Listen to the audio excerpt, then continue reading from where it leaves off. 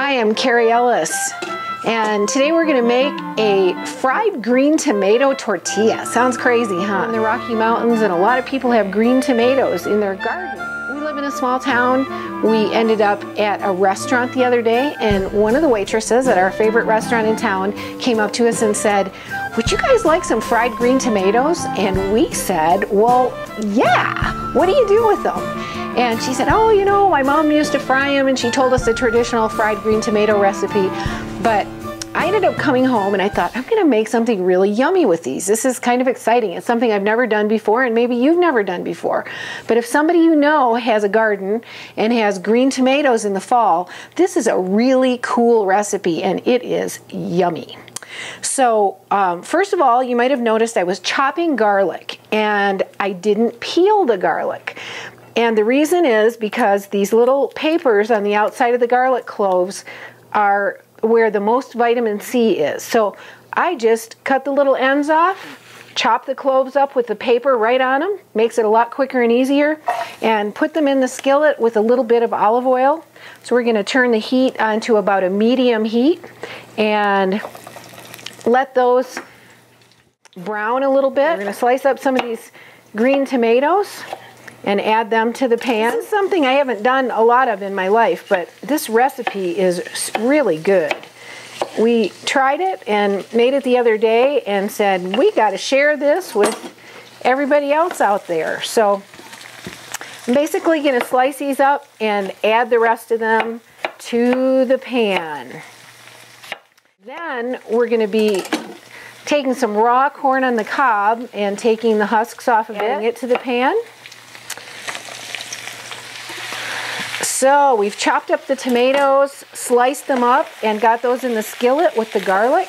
And I'm gonna throw a lid on top of that pan and let those kind of saute for a little bit here.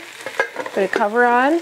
While those are cooking, I'm going to peel the husks off of several ears of sweet corn.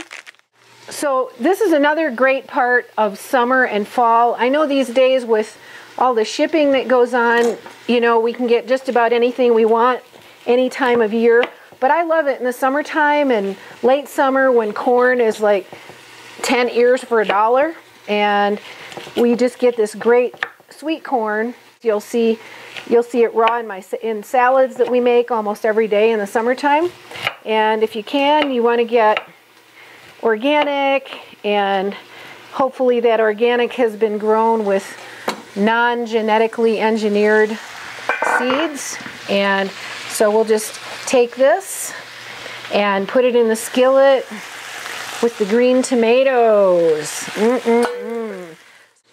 So I'm cutting the rest of the corn off of the cob, and I've probably got about 5 or 6 green tomatoes in there, and I'm putting 4 ears of corn in along with it. So again, peel the husks off and just cut them off the cob, and then we add them to the pan. And you might notice I've kept everything without stirring it up until this point. It's just in the pan, and that means the garlic is on the bottom, kind of simmering away and putting its flavors through the other ingredients.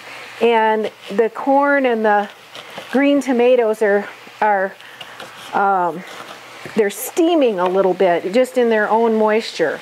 And that moisture will help cook them through in a real gentle way at a lower heat.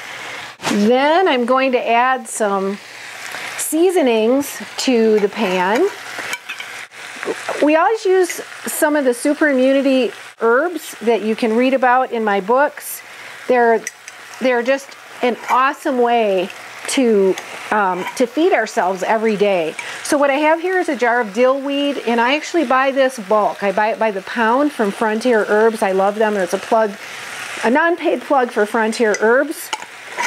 But dill weed, that was a couple of good teaspoons to a tablespoon. Curry powder is another really important super immunity spice, and so we're just going to put about a half a teaspoon of curry into that. And I've got medium chili pepper here. Now, we're in the Southwest, and I very often buy any range of peppers, which yellow or red bell pepper, I might buy green chili peppers or red chili peppers, Anaheim peppers. There's a zillion different kinds, and whatever peppers you have on hand, it's nice to chop some up and put them in there also. I don't have any on hand today, so I use the chili powder instead, as we're getting into pretty late fall here. So I'm going to turn the heat up a little bit and get out a wooden spatula and just stir this a little so the spices can cook together. And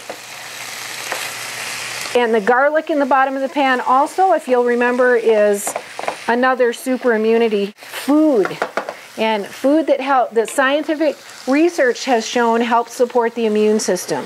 So I'm also going to add here cilantro, and cilantro is a great herb, good for Mexican type of food, and really good to help detox metals from the body. A Japanese dentist figured that out. He was taking fillings out of his patients' mouths and doing a urine test, and he found that when they went away and had soup for lunch with cilantro in it, they would come back and their urine test would show them dumping mercury out of their system. So pretty exciting.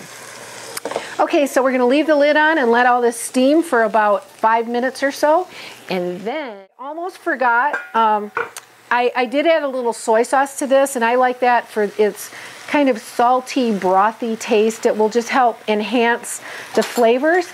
And I also have a little bit of green chili sauce. Again, we'll let it simmer away here, and then we'll come right back and finish the meal.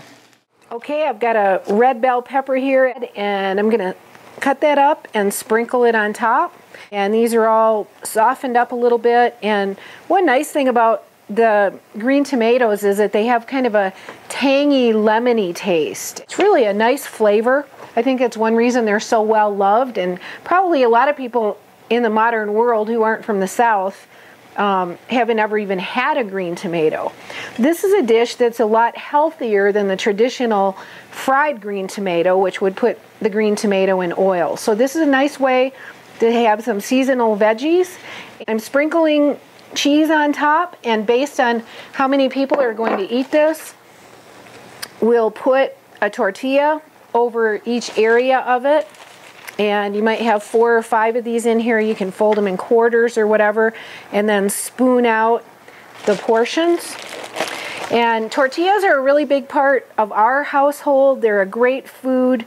We work hard and play hard, and they're really nice, filling carb, but not quite as heavy as traditional bread.